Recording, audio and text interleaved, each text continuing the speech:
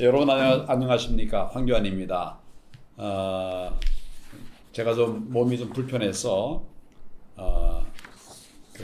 며칠을 좀 쉬었습니다만은 여러분들이 많이 걱정해 주시고 또 가까이 있는 분들이 힘을 써 주셔서 빨리 회복이 됐습니다. 막 거의 다 회복이 됐습니다. 그렇지만 조금 더 조심을 하려고 하고 있는데 하여튼 과로하지 마십시오. 제 원인은 과로라고 하는데 과로 제가 옛날에도 한번 과로로 한번 좀 불편을 많이 겪었던 때가 있었어요.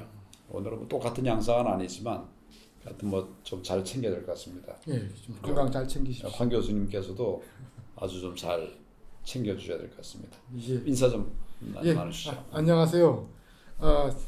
오랜만에 뵙습니다. 이제 대표님 건강도 그러시고 또 이 여러 가지 봄에 바쁜 일이 있어가지고 한동안 좀 뜸했습니다.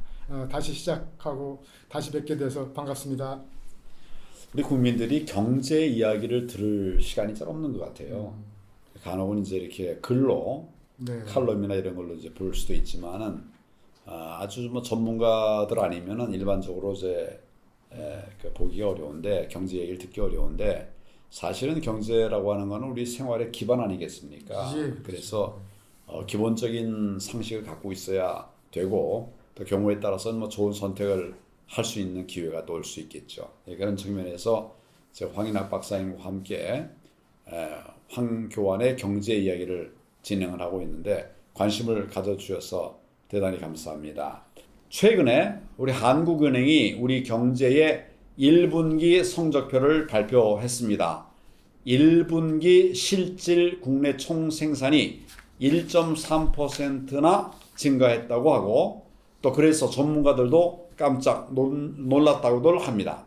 1.3% 성장이 뭐 그렇게 깜짝 놀랄 정도로 높은 실적인지 박사님께서 말씀을 좀 해주시죠. 이게 그 연간 경제 성장률이 아니라 1분기, 한 분기 경제 성장률이 1%를 넘었다는 것은 상당히 높습니다. 이게 그 합하면 이제 결국은 다 좋다고 그렇죠. 보면 뭐 5%가 이런 것이 되겠죠. 네, 그러면 뭐 얼마나 좋겠습니까? 아무튼 본래 그 아주 연초 작년 말에 그 1분기 경제 성장률을 예측했을 때 0.5에서 0.6 했는데 뚜껑 열어보니까 1.3%.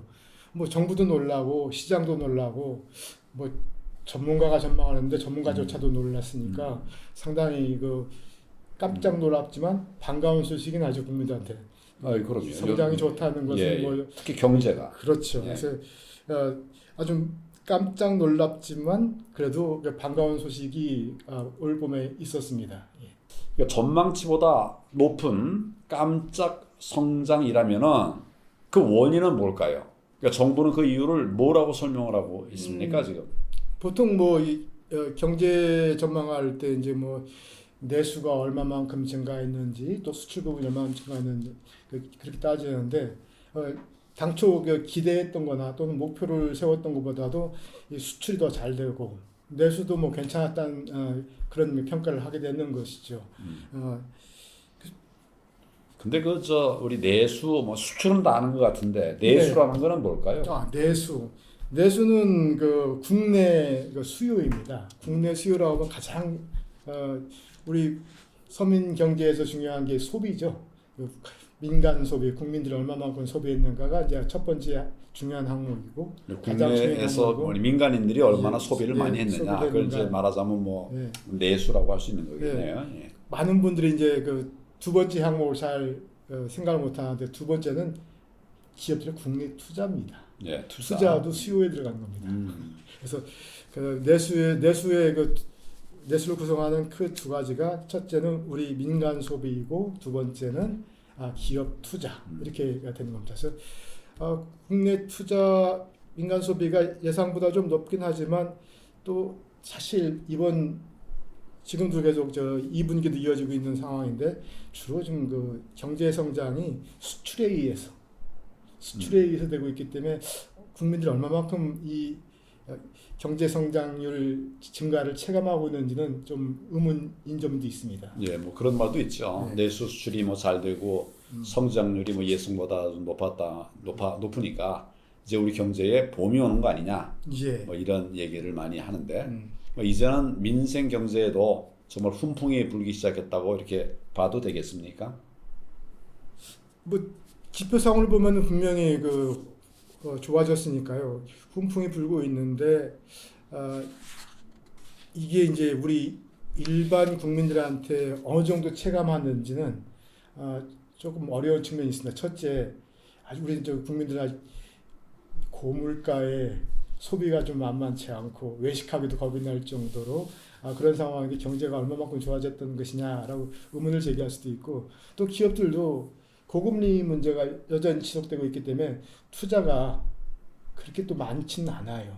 투자가 있어야지 일자리가 소득이 또 계속해서 창출되는데 그런 부분들이 있기 때문에 아직 그렇게 모든 국민들이 실제 체감할 정도까지는 아닐 것이다. 게다가 이 통계청에서 나온 이야기 보면은 통계청도 이제 산업활동 그런 통계를 만들어 가지고 하는데 한국은행과 별도로요.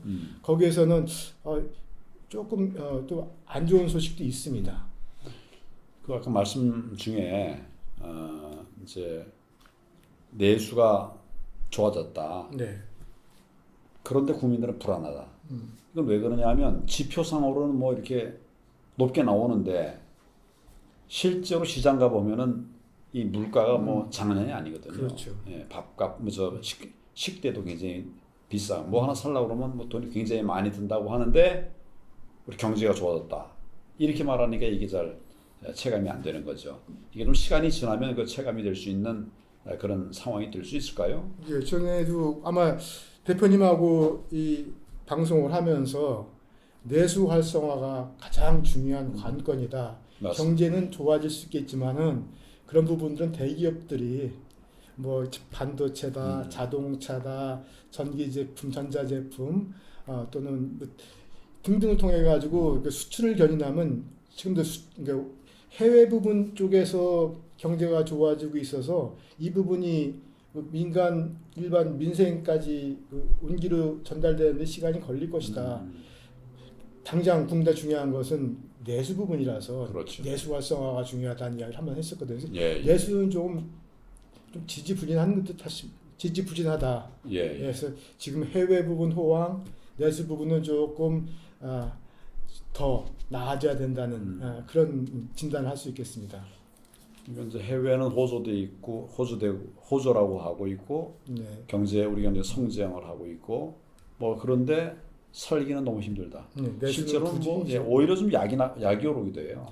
올라간다는데 우리 삶은 왜 어려운가 이렇게 뭐 밥 한 번 먹으려고 그러면 이제는 뭐 그냥 뭐 몇만 원은 그냥 쉽게 넘어가고 뭐 이런 것들이 좀 오히려 좀 국민들이 막 여러 가지 싫어할 수 있을 것 같은데 옛날에는 이렇게 수출이 잘 되면은 대부분 수출에 들어가는 그 원부자재들이 다 국내에서 조달되기 때문에 흔히 말해서 이렇게 낙수 효과라고 있습니다. 예, 비가 오면 쭉 높은 데서 아래로 낮은 데로 흐르듯이 어느 한쪽이 좋아지면 그 좋아진 영향이 주변 퍼지는데 지금은 워낙 글로벌화돼 가지고 대기업도 수출 많이 한다고 그래 가지고 곧바로 뭐 일자리 창출이 증가하거나 그렇지는 않거든요. 그래서 수출 부분과 별개로 우리가 내수 활성화에 좀 여러 가지 좋은 정책들이 필요한 시점이라고 그때 대표님도 동의를 하셨던 거예요. 맞습니다. 예.